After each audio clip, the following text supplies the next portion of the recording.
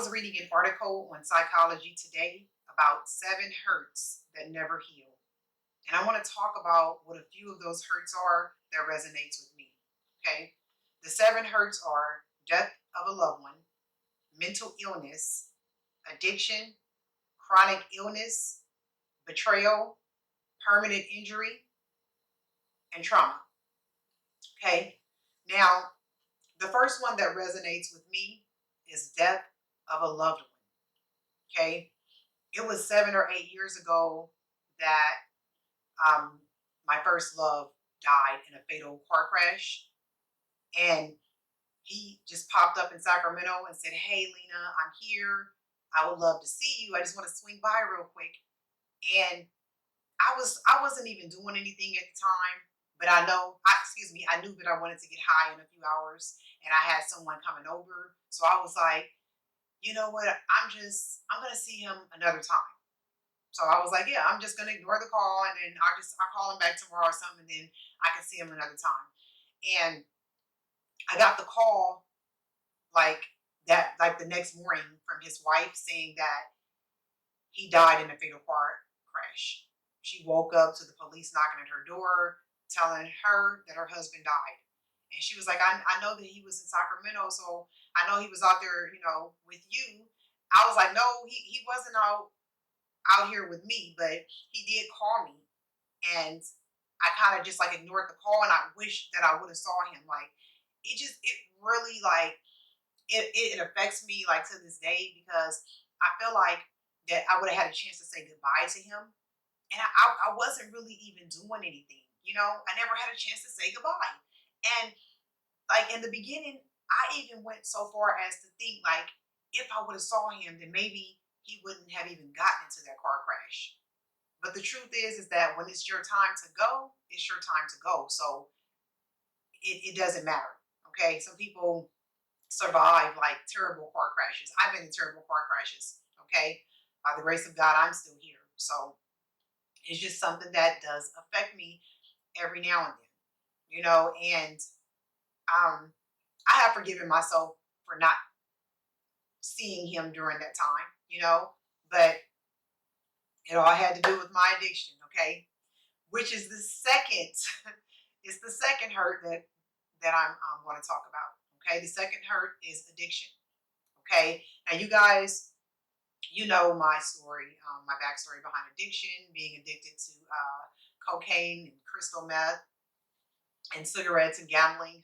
Okay, and I have forgiven myself for that too. But sometimes, I do think about how different my life would be if I hadn't, started indulging in those drugs. Like I would be so far ahead. Okay. But I quickly try to snap myself out of those thoughts, like when I start feeling down or whatnot, because I just tell myself, like, there's nothing that I can do to change it.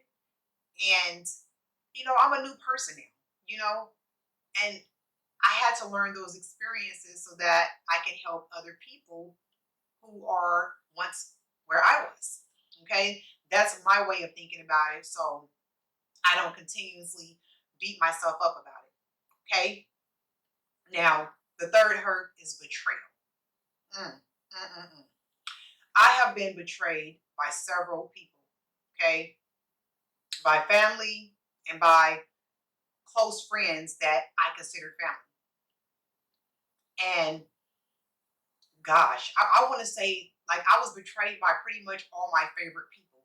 And I'm not going to start naming no names. They know who they are. Okay. But I used to I used to sit and think about like how silly I was that I could not see, behind their mask. Like you get what I'm saying? Like sometimes love is really blind because you can't see the person for who they are. Even though excuse me, even though I saw some things, I kind of like brush it off and choose to ignore it. Like, oh no, maybe I'm looking too far into the situation. But, you know, now, I sit and think about the person and, the times that we shared, and it's kind of like a bittersweet moment because then I start thinking about the betrayal and then it just kind of gets me upset, you know? So just kind of mad at myself that I even allowed them in my space. But those people taught me lessons. So that's how I have to think about it. Okay. It was a reason why they were here, and it's a reason why they're not. Okay. So let's move on to the last one, which is trauma. Okay. Now, I have ongoing trauma in my life. Dealing with my mom's two illnesses, just watching her suffer, it is really something that affects me, profoundly. Um, because I have good days and bad days, just like anyone else who's dealing with trauma.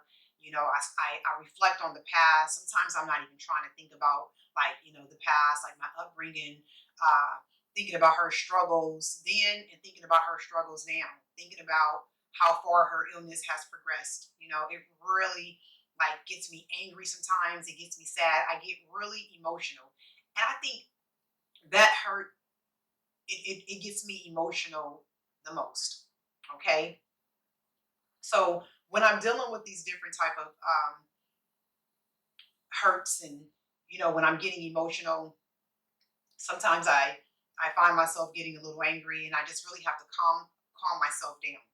Okay. And it's okay sometimes if you're feeling sad and angry about what you're going through, but the key is to not stay in that anger or sadness or that depression, because all it does is just take us further down a rabbit hole. Okay. So the key is to just kind of feel that emotional pain and then snap out of it, find some way to distract yourself. Okay. And just know that when you are dealing with whatever hurts you're dealing with, that you are not alone. Okay. It's just something that we have to deal with in life. But I feel like expressing what you're going through is, a better way at overcoming it or helping someone else get through the same thing that you're dealing with. Okay. So I'm going to leave it there. I want to thank you so much for tuning in. Until next time, stay blessed.